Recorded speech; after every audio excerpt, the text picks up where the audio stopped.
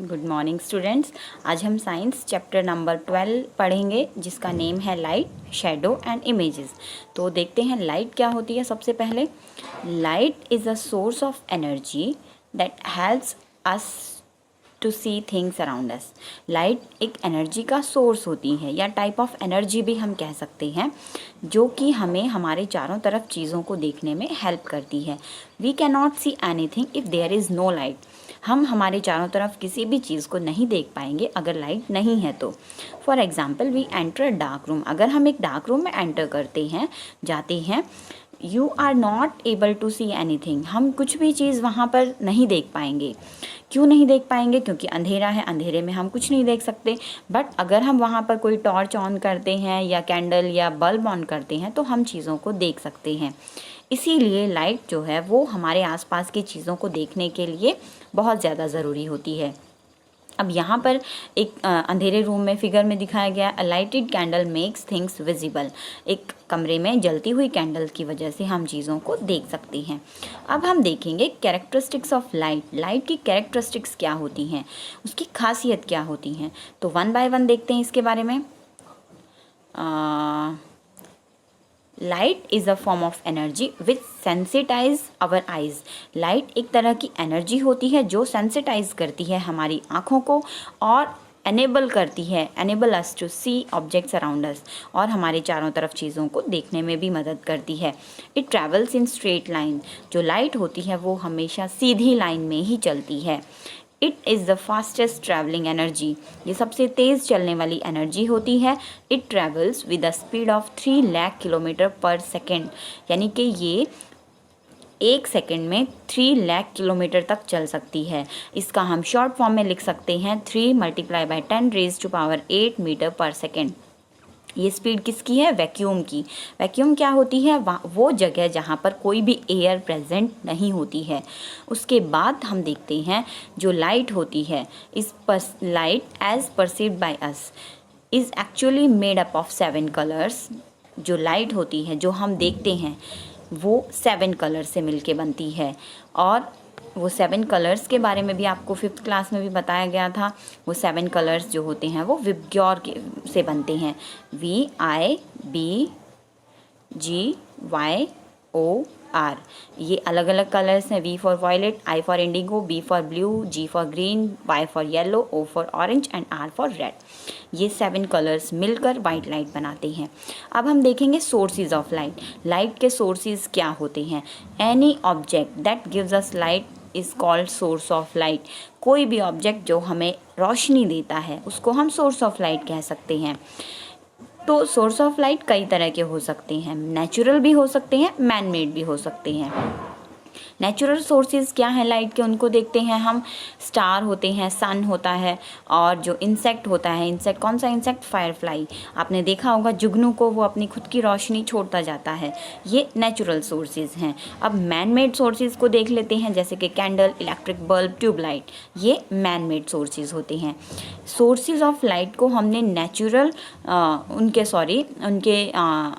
वो लाइट देते हैं या नहीं देते हैं, इसीलिए हमने ऑब्जेक्ट्स को 2 पार्ट्स में डिवाइड किया है।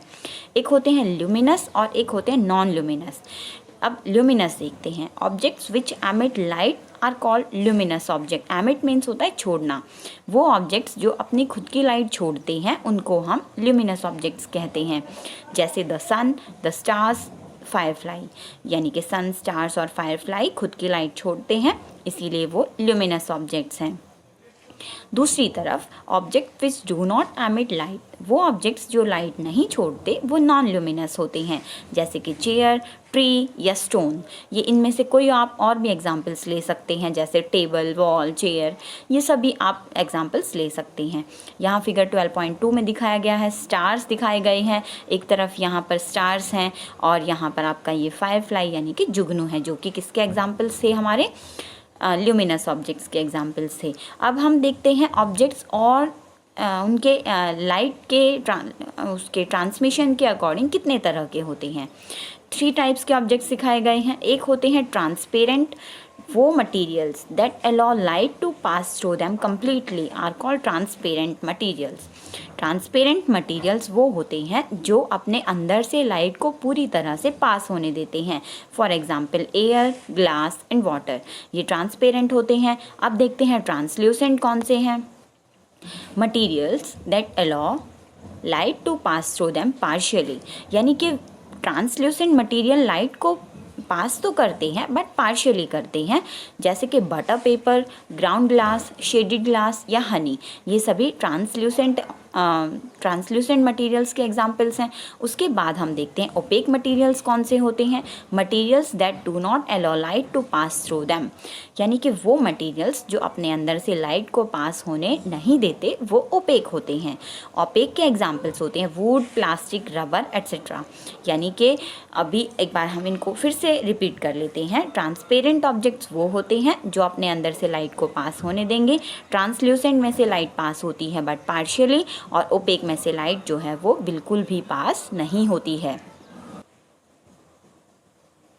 अब हम देखते हैं light travel in a straight line. जो लाइट होती है वो स्ट्रेट लाइन में ट्रैवल करती है।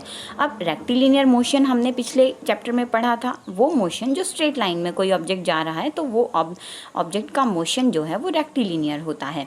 इसी तरह से जो लाइट होती है वो स्ट्रेट लाइन में ही ट्रैवल करती है, और लाइट की इसी प्रॉपर्टी को, सीधी लाइन में चलने की प्रॉपर्टी को हम कहते हैं रेक्टिलिनियर प्रोपेगेशन ऑफ लाइट, यानी कि लाइट जो होती है वो हमारी सीधी लाइन में ही चलती है। अब यहाँ पर आपको फिगर 12.3 में दिखाया गया है, एक रे ऑफ लाइट है, रोशनी की किरण है जो बिल्कुल सीधी लाइन जैसे दिख रही है आपको। तो लाइट इसी तरीके से सीधी सीधी चलती है। अब एक्टिविटी 2 में आपको क्या दिखाया गया है, यहाँ पर हम देखते हैं ये जो बॉय है, ये 3 कार्डबोर्ड्स लगा रखे हैं, एक तरफ कैंडल जल रही है। ये 3 कार्डबोर्ड्स जो हैं ये नंबर 1, इधर 1 सेकेंड, ये नंबर 1, नंबर 2 एंड नंबर 3, इनमें जो होल्स हैं, ये होल्स अभी तो बिल्कुल स्ट्रेट लाइन में, देखो ये स्ट्रेट लाइन बन रही है इधर ऐसे, और यहाँ पर कैंडल है। अगर इनमें से एक भी कार्डबोर्ड का होल आगे पीछे होता तो हम यहाँ से जो देख रहे हैं, हम इस कैंडल को नहीं देख पाते, क्योंकि यहाँ से जो रोशनी आ रही है वो सीधी लाइन में ही चलेगी। अगर इनमें से एक भी कार्डबोर्ड का जो होल है वो चेंज हो जाएगा तो हम इस कैंडल को नहीं देख पाएंगे। अब उसके बाद एक्टिविटी 3 में क्या दिखाया गया है, हमने एक ये एल्यूमिनियम की ट्यूब ली है, ये इधर जो है हमारी, ये एल्यूमिनियम की ट्यूब है, यहाँ पर हमने कैंडल जला दी। आपको दिख रहा है ये ट्यूब हमारी बिल्कुल सीधी है, तो इसकी वजह से हम इस जलती हुई कैंडल को इस वाले साइड से, यहाँ से हम इजीली देख सकते हैं। बट अगर हमारी जो ये एल्यूमिनियम की ट्यूब थी ये सीधी ना होके ये बैंड हो जाए, ये इस तरीके से मुड़ी हुई होगी, तो क्या हम इस जलती हुई कैंडल को देख सकेंगे यहाँ से? हम बिल्कुल नहीं देख पाएंगे, क्योंकि यहाँ तक ये रोशनी जो है वो सीधी लाइन में आती है। अगर ये कैंडल ये एल्यूमिनियम ट्यूब सीधी होती तो हम देख पाते। अब ये मुड़ी हुई है तो रोशनी यहाँ तक तो जाएगी, बट उसके बाद जो ये यहाँ पर बैंड है, इसके बाद वो इस पोर्शन पर लाइट नहीं पहुँच पाएगी। इसीलिए हम कह सकते हैं कि लाइट जो है वो हमेशा सीधी लाइन में ही ट्रैवल करती है। ये आपका जो लाइट वाला पोर्शन था वो यहाँ पर कंप्लीट हो गया। आई होप आप सभी को समझ आ गया होगा। Thank you so much.